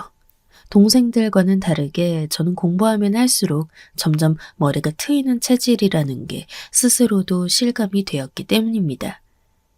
노력도 중요하지만 저희 집안처럼 형편이 어렵다면 어느 정도의 재능을 타고나는 게 훨씬 더 강력하더군요. 남동생은 늘 애매하게 나오는 성적으로 머리를 감싸쥐다가 결국 학업 성취로 성공하는 길은 저버리게 되었습니다.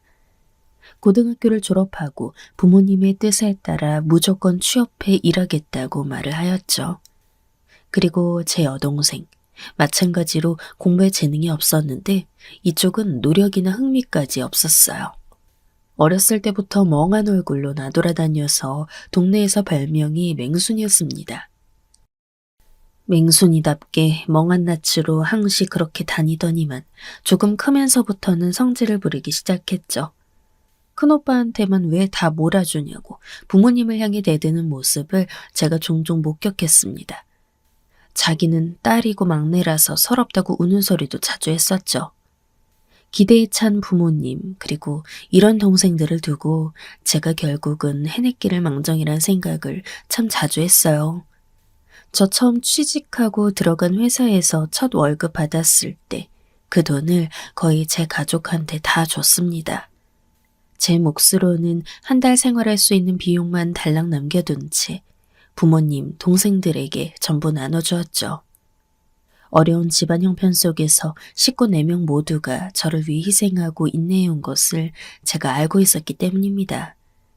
저 하나만 바라보고 기대했던 부모님의 간절한 바람이 전 부담스럽다기보다는 감사한 마음이 더 컸었죠. 동생들에게도 마찬가지였어요. 제가 그렇게 돈을 벌기 시작하면서 가족에게 베풀자 그러면서 가족들에게도 변화가 생긴 것 같아요.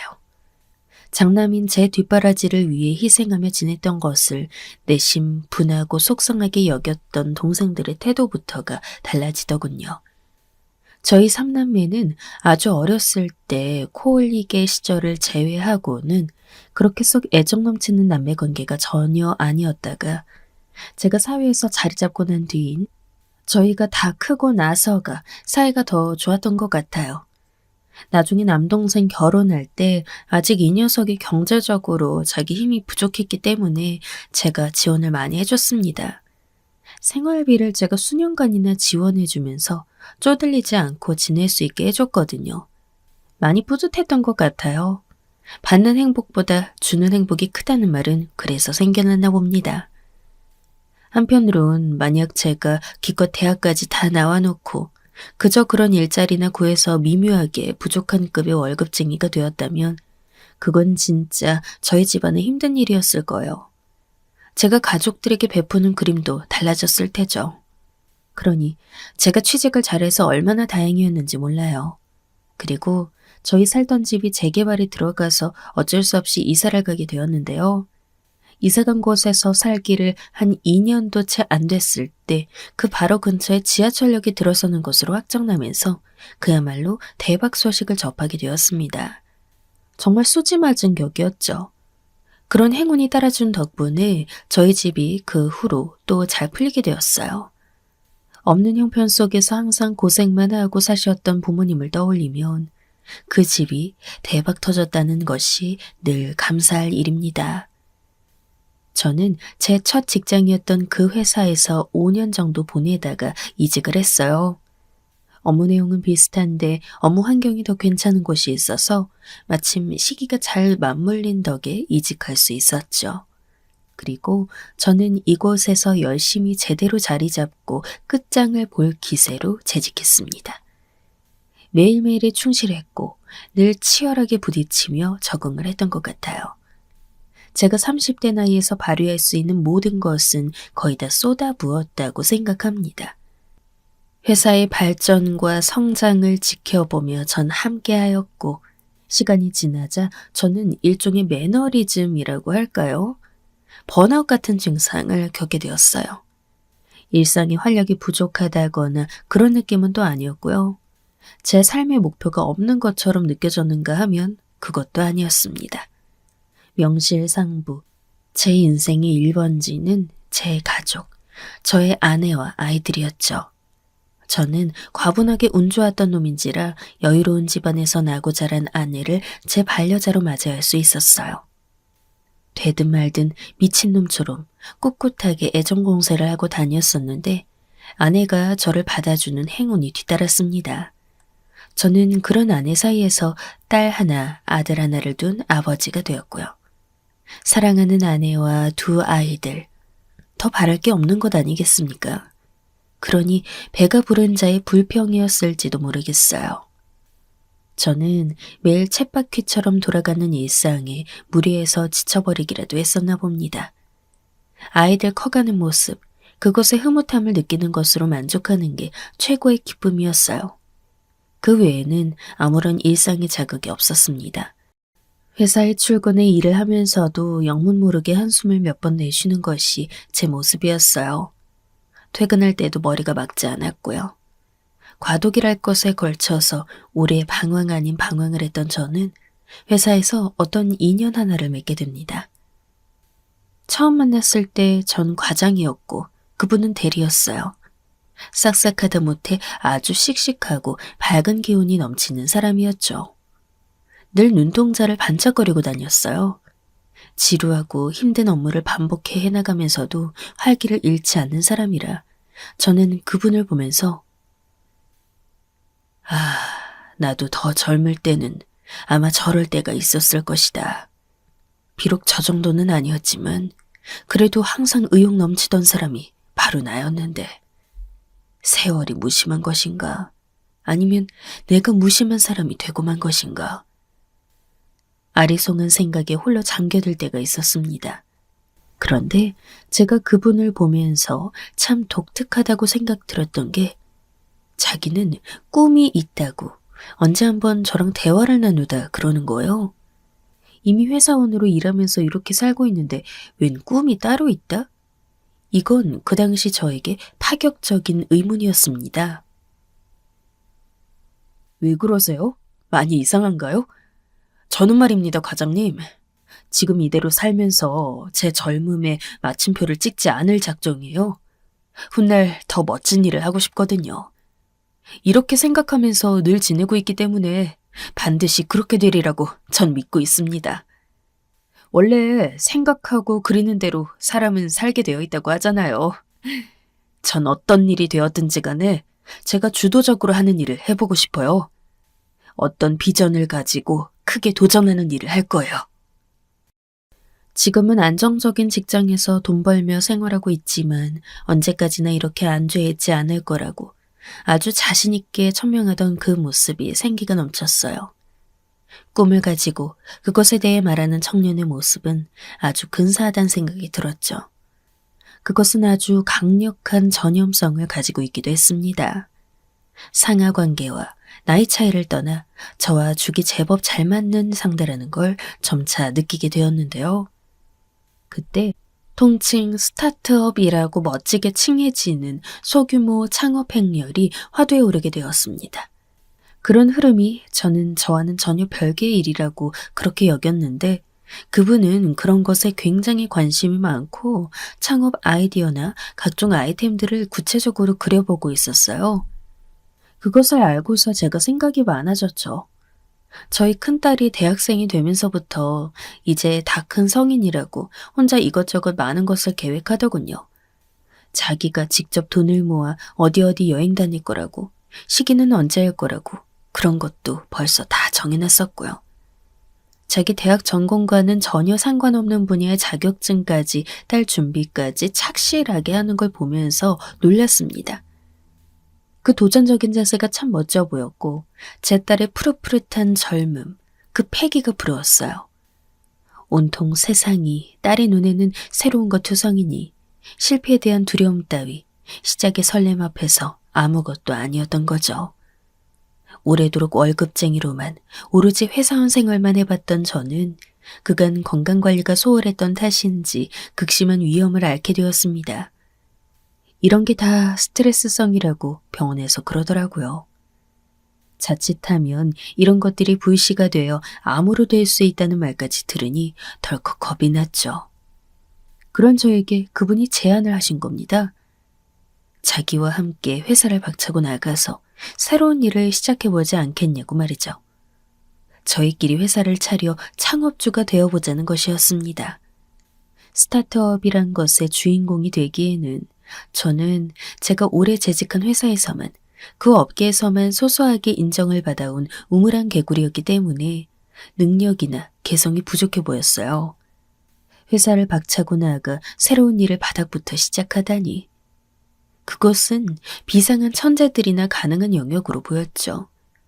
아니면 젊음을 무기로 무조건 도전을 외치는 부류라면 할 수 있을 것 같아요. 저는 그 어느 쪽에도 속하지 못한 조건의 사람이었어요.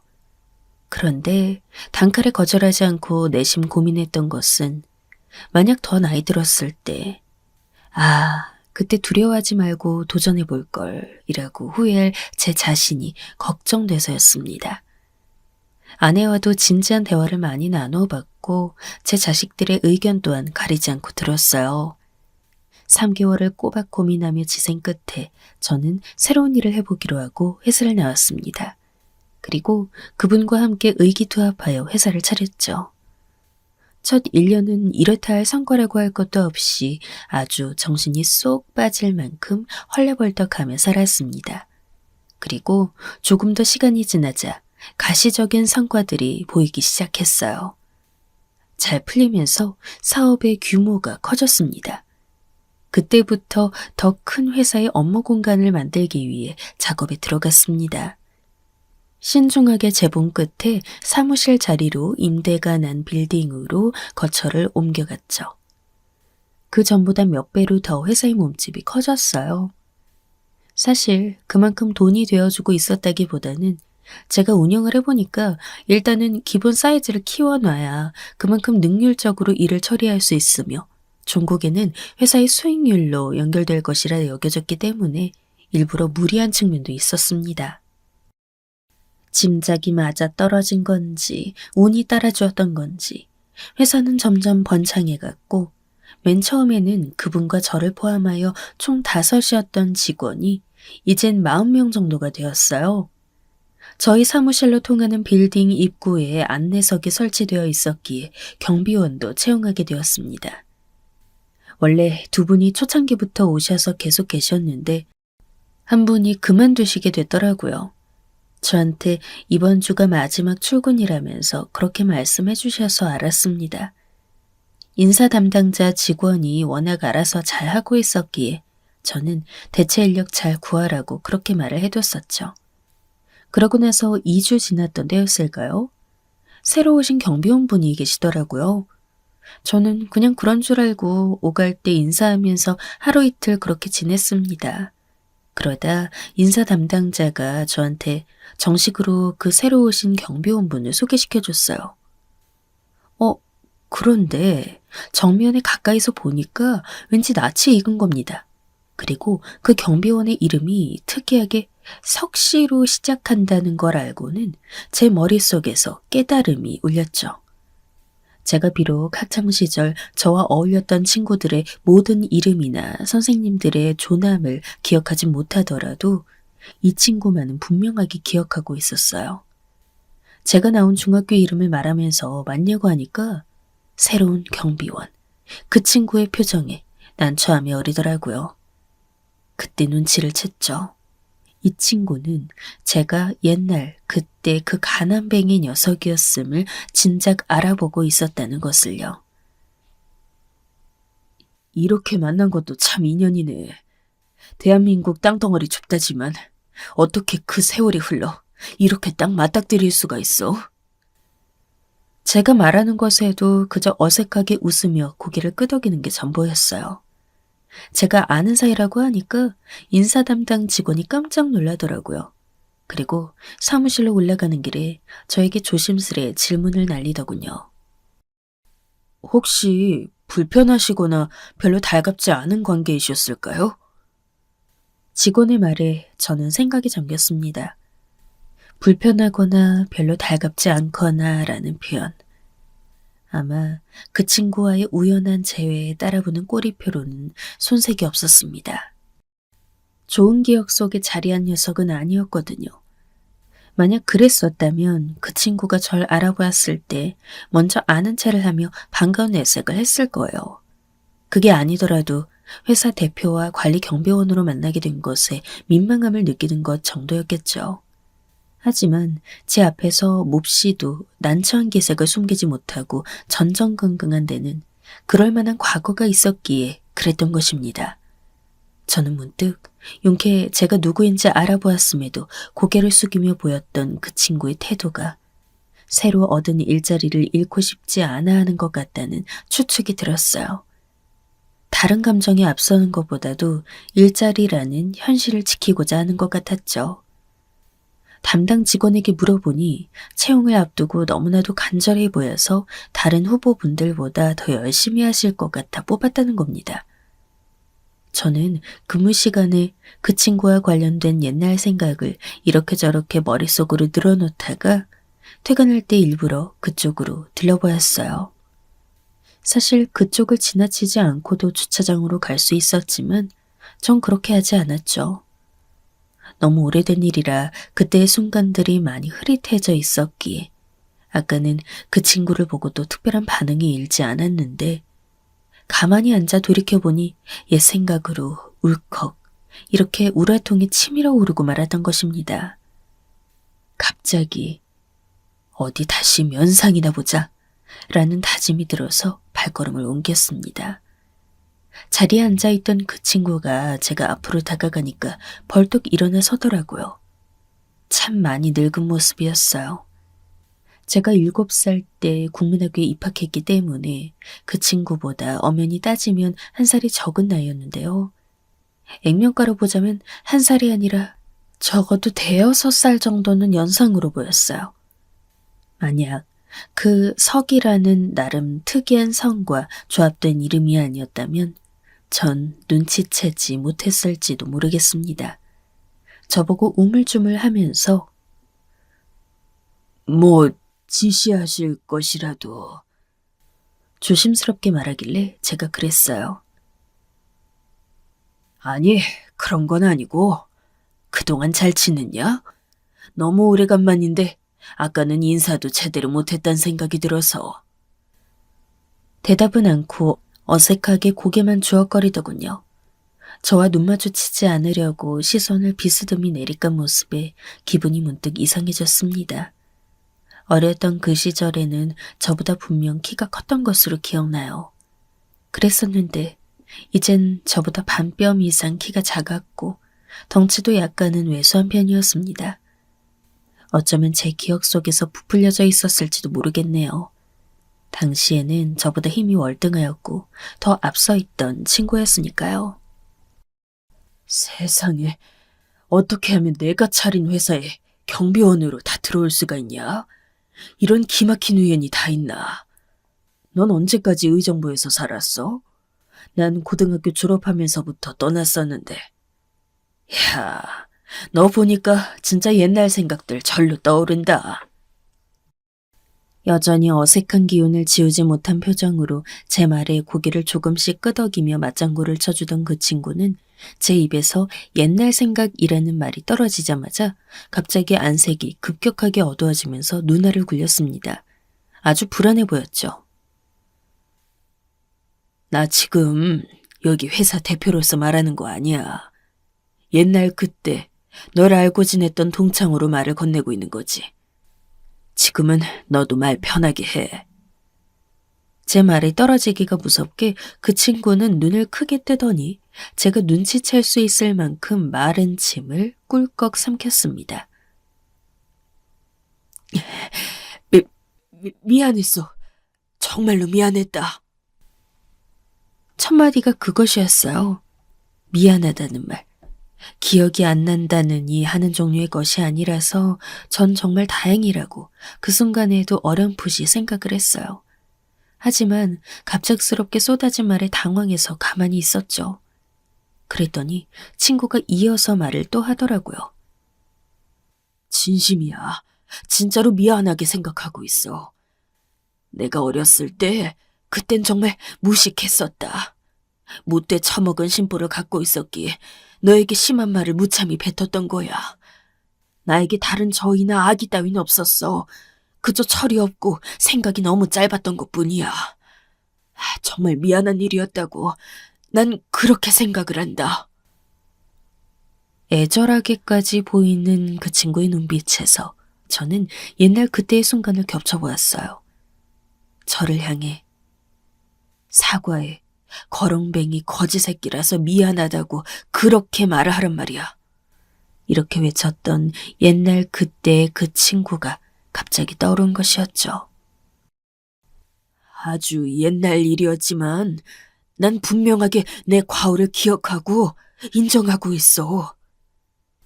그 친구 딴에는 용기를 쥐어짠 듯 아주 표정이 조마조마해 보였습니다. 당했던 피해자라면 모를까 철없던 시절 저질렀던 과오를 가해자 역시 기억하고 있는 것은 아마 그 시절이 굉장히 즐겼기 때문일 겁니다. 아직 공부에 대한 흥미나 적성을 발견하기 이전이었던 국민학교 시절의 저는 가난에 허덕이고 있는 집안의 장남이었습니다. 특히나 제가 국민학교 6학년으로 올라갔을 때 저희 아버지께서 일하시다가 다리를 한번 다치셨던 적이 있었어요. 그것 때문에 본의 아니게 아버지께서는 일을 한동안 쉬셔야만 했죠. 어머니께서는 그런 아버지를 간병하시느라, 집안 살림하시느라, 또 옆 동네 아주머니들이 하셨던 잡일을 거들러 가서 푼돈이나마 벌어오시느라 눈코 뜨실 새 없이 굉장히 바쁘고 힘들게 지내셨던 때였어요. 제 밑으로 동생들이 그때 10살, 9살이었는데 전엔 안 그러더니 좀 컸다고 전보다 밥을 더 많이 먹고 싶어 했었어요. 집에 돈도 없고 어머니께서도 바쁘셨고 아버지께선 상황을 비관하고 계시고 진짜 최악의 나날이었습니다. 저는 제 몫으로 챙길 수 있었던 밥을 동생들에게 그때 많이 양보했어요. 사람이 비단 운동하고 움직이는 것뿐만 아니라 머리로 생각을 많이 하는 것으로도 몸의 에너지를 소모한다는 걸 저는 그때 체험으로 알게 되었죠. 양껏 못 먹어서 배가 줄여 있을 때 동생들의 공부를 봐주고 이것저것 지도를 하면서 알려주고 나면 아주 백가죽이 등에 붙은 것만 같은 느낌이 들었거든요. 학교에서도 늘 배가 고팠어요. 저는 5학년 때 아주 친하게 지냈던 무리가 있었는데 6학년으로 올라와서는 반이 멀리 갈렸습니다. 그래서 마땅히 절친하게 지낸 친구가 없었죠. 저는 당시에도 마음먹고 하지 않아서 그렇지 노력에 비해서는 공부 결과가 그럭저럭 따라줬어요. 그래서 반 친구들이 저에게 질문하는 경우가 많았죠. 그때는 반에 애들이 하도 많다 보니 제대로 된 교과 학습은 어려웠던 시절이었습니다. 가뜩이나 집안 분위기도 내내 우울하고 괜히 머릿속에는 망할 동생 녀석들 때문에 혹시 내가 중학교에도 진학 못하는 건 아니겠지. 아버지가 영영 일을 못 나가시게 되면 내가 돈 벌러 밖에 뛰어댕겨야 하는 건 아니겠지. 여러 심란한 상상들이 돌아다니고 있었는데요. 이런 판국에 새로운 친구들을 사귀어 진득하게 지내고 놀러다닐 마음이 들지 않았습니다. 어쩌면 이르디 일은 사춘기였을지도 모르겠네요. 여하튼 그런 저를 반에서 아주 곱깝게 보는 무리가 있었어요. 키가 큰 3명이서 반의 분위기를 완전히 잡고 있었죠. 그리고 그 3명이 주축이 된 무리에서 대가리 역할을 했던 게 바로 석이라는 성을 지니고 있었던 그 친구였던 겁니다. 아닌 척 굴면서 음흉하게 애들하고 어울리려는 꼴 좀 봐라. 난 저 녀석 볼 때마다 기분 나빠. 공부를 할 것이냐, 친구들과 어울려 놀 것이냐. 이런 것 하나 제대로 고르지 못하는 녀석이야. 당시 그 친구가 절 마음에 안 들어했던 것은 지금 와서 돌아보면 어처구니 없게 짝이 없는 이유에서였어요. 자기랑 마찰을 일으킨 적이 없는데도 별 계기 없이 그냥 제 하는 행실이 기분 나쁘다고 했습니다. 툭하면 저를 가볍게 때리고 걷어차면서 지나갔던 그 친구에게 저도 분한 심정이 들지 않은 것은 아니었으나 내가 개겨서 뭘 어쩔 것인가 이득이 크지 않을 수 있다라는 생각이 들어 가만히 참았습니다. 하지만 점차 그 친구가 절 우습게 깔보기 시작했어요. 당시에 교실 뒤편으로는 늘 주전자가 놓여 있었습니다. 지금이라면 상상하기 어렵게 실이 공용으로 쓰는 컵이 몇 줄 함께 놓여 있었고요. 언제든지 반 아이들이 마실 수 있게 주전자에 물, 공용 컵이 비치되어 있었던 겁니다. 이것은 늘 선생님의 지시에 따라 주번이 관리를 했습니다. 제 기억으로는 그냥 컵을 물에다가 휘휘 닦아서 엎어두는 게 컵 관리의 전부였던 것 같군요. 내용물이 보리차 같은 것이었다면 좋았겠지만 그 물은 맹수돗물이었습니다. 저는 그 시기에 늘 배가 굶주려 있었기 때문에 뱃속에서 꼬르륵 하는 부끄러운 소리가 자주 났습니다. 운이 나쁘면 주변에 앉은 친구들에게 들릴 정도였죠. 그래서 저는 교실 뒤편에 있는 주전자를 이용해 수시로 물을 마셨어요.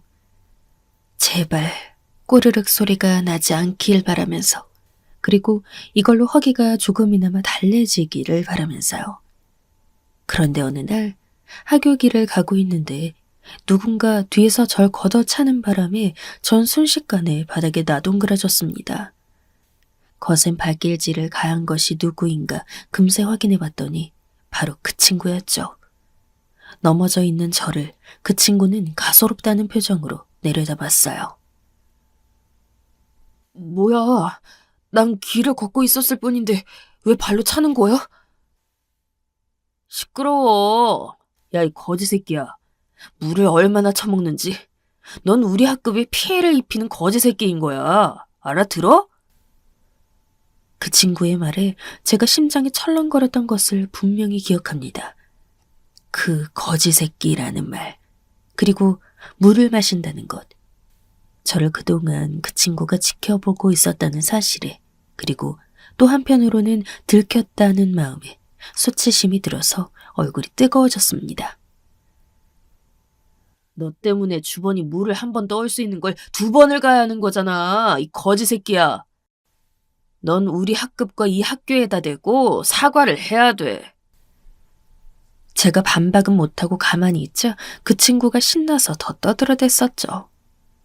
저는 그때 어린 마음에 너무 부끄럽고 짜증난다는 감정이 앞서서 그저 고개를 숙인 채 집까지 빠른 걸음으로 걸어가 버렸습니다. 그 다음 날부터 그 친구는 더욱 저를 악랄하게 놀려댔습니다. 등교하면서 오늘도 거지 새끼가 신세를 지겠습니다 하고 인사했냐? 어? 왜 대답이 없어? 안 했냐? 제가 대답 않고 무시한 채 앉아있으면 저를 발로 차서 의자와 함께 넘어지게 만들었어요. 당시에 저만큼은 아니었어도 형편 어려운 집이야 꽤 있었습니다. 그런데도 그 친구는 집요하게 저한테만 거지 새끼라면서 심하게 놀려댔었죠. 아주 잘못 찍혔던 거예요. 교실 밖에서 수돗물로 배를 채우다가 한번 들켰는데 그 친구가 자지러지게 웃으면서 제 머리를 때렸습니다. 웃을 때마다 박자에 맞춰서 절 때렸었죠. 상황이 자세하게 기억이 나 그려지는 것들이 이런 정도였고 매일을 자잘하게 그 친구 때문에 괴로움을 안고 학교를 다녔습니다. 시간이 지나면서 여전히 목 썩인 반응만 유지하는 저에게 점차 그 친구가 흥미가 떨어진 채로 국민학교를 졸업하게 되었습니다. 중학교는 갈려서 본 적이 없었어요. 그 이후로도 계속 마찬가지였죠. 저는 중학교에서부터 학업의 두각을 드러내어 결과적으로는 잘 풀리게 되었으니 국민학교 때의 그 일은 그다지 깊은 원한으로 남아있지 않습니다. 하지만 그때의 상처가 사라진 것은 아니었죠. 저는 아내에게 회사에 새로 왔다던 경비원이 절 못살게 괴롭히며 때렸던 옛날 동창이었다는 사실을 털어놓았어요. 아내도 깜짝 놀라면서 그럼 어떻게 할 거냐고 저한테 그러더라고요. 전 고민이었어요. 그냥 그 친구를 둔다면 앞으로 어찌 되었든 자주 마주치게 될 것인데 일자리가 간절해 보였고 지금 이만한 직장을 다시 얻기는 아마도 힘들 듯 싶은데 많은 생각을 하다가 제 결심을 아내에게 전해주었습니다. 나 그냥 용서해주고 계속 일할 수 있게 내버려 두려고. 내가 이래도 괜찮은 거겠지? 저조차도 확신이 없어 아내에게 물어봤는데 놀라던 아내는 이윽고 제가 결정한 바라면 그게 합당한 결과가 맞을 거라고 용기를 주었습니다. 저도 살면서 누군가에게 실수를 저질러 봤고 상처를 준 바가 있었고 잘못을 저지른 적도 있었기에 특히나 저는 동생들을 둔 장남이라서 더 그랬나 봅니다. 제가 취직해서 돈을 벌기 이전까지 대신 희생해서 제 생활비까지 일찍이 벌어다 주었던 그 동생들. 늘 기특하고 미안했기에 그 금액을 다 갚은 지 오래였는데도 두고두고 동생들에게 마지로서의 책임을 다하고 있었죠. 동생들이 자기 인생을 어디다 적어본다면 옛날 페이지에 저는 이 세상에서 가장 먼저 사라져야 할 존재 1순위로 꼽히고 있을 겁니다. 제가 그 친구를 원망했던 것보다 더 동생들은 제 존재를 원망했을 수도 있어요.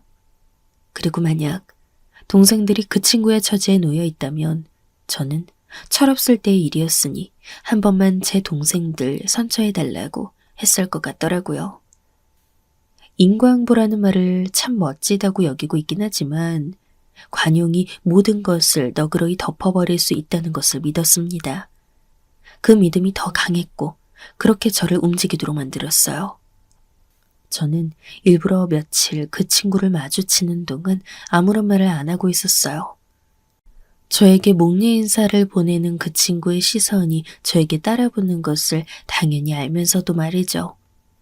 그리고 며칠이 지났을 때 저는 제 자리로 그 친구를 불러 따로 얘기를 했습니다. 1년 계약직이지? 응, 맞아. 계약서가 1년이더라고. 그리고 들었겠지만 계약 단위가 1년일 뿐이야.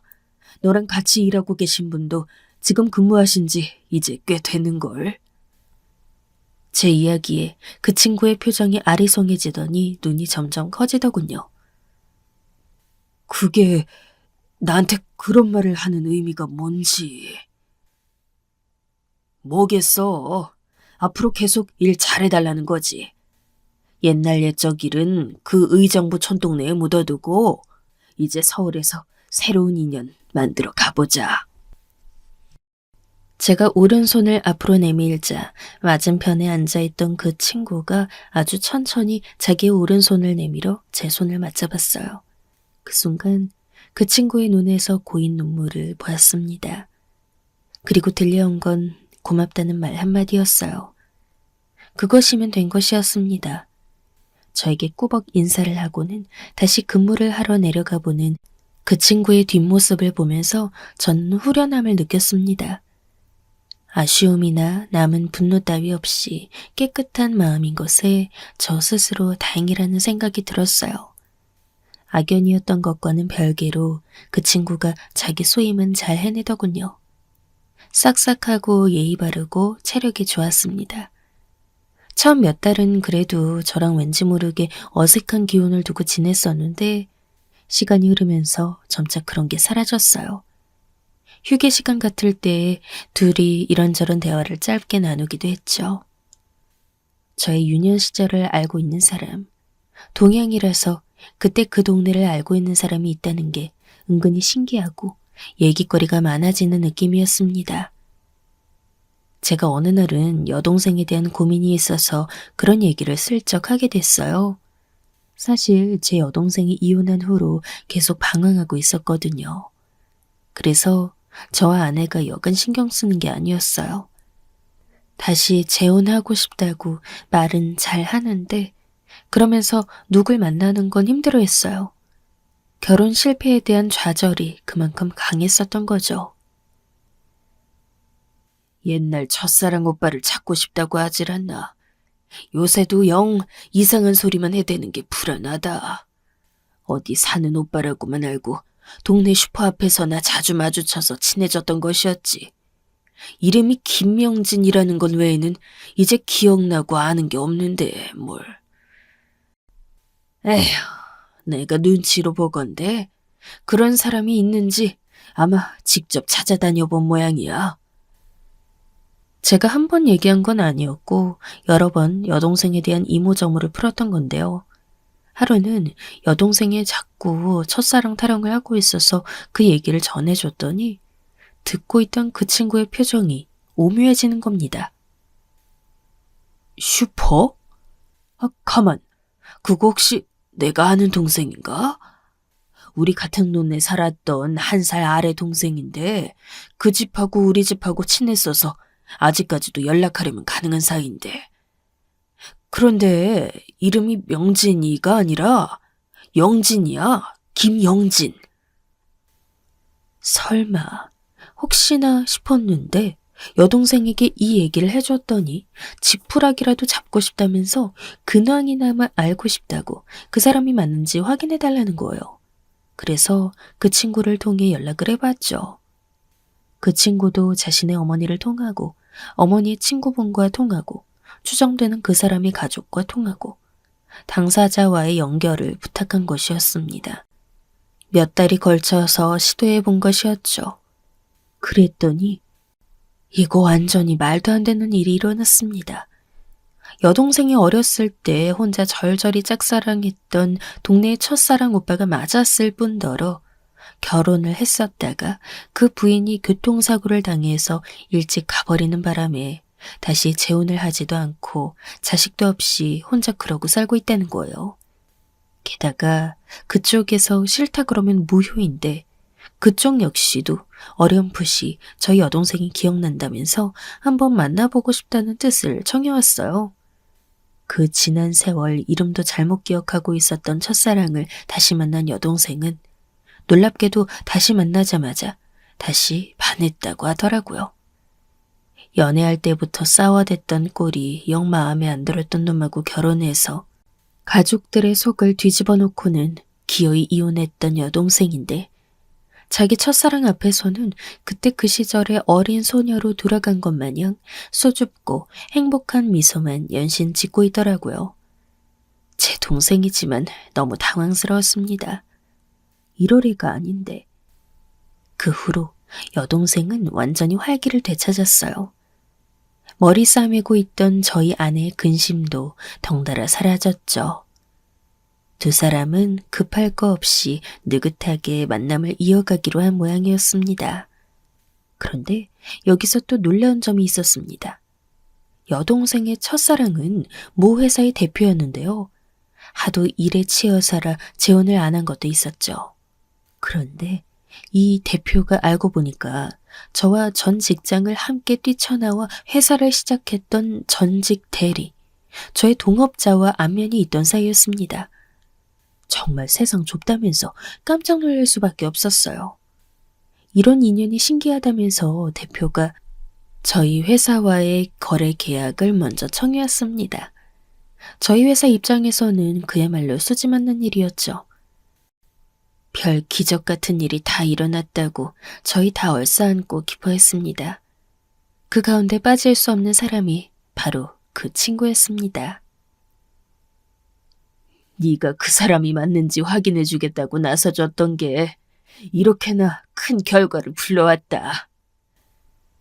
제가 웃으면서 고맙다고 하자 그 친구는 오히려 웃음기 없는 얼굴로 가만히 저를 쳐다보며 말했습니다. 내가 해낸 일이 아니라 네가 나를 용서해주고 받아준 순간부터 일이 이렇게 되려고 운명이란 게 아가리를 틀고 기다렸나 보다. 그러면서 모든 공을 저에게 돌렸습니다. 저는 순간 눈시울이 시큰해져서 어쩔 줄을 몰랐네요.